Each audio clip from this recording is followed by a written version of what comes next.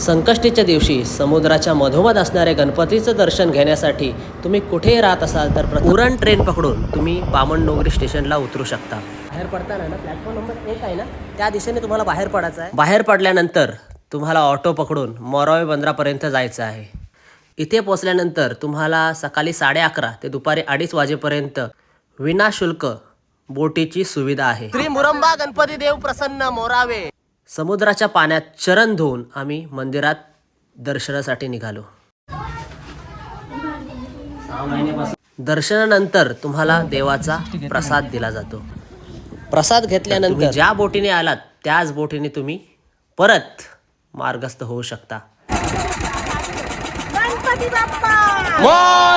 आम्ही जेव्हा परत आलो तेव्हा शेकडो भावी भक्तजन रांगेत उभे होते. दादाकडून मंदिराचा इतिहास जाणून मी निघालो बसने बेलापूरला. तर ही गणपती बाप्पाच्या दर्शनाची तुम्हाला व्हिडिओ आवडले असेल तर व्हिडिओला नक्की लाईक करा.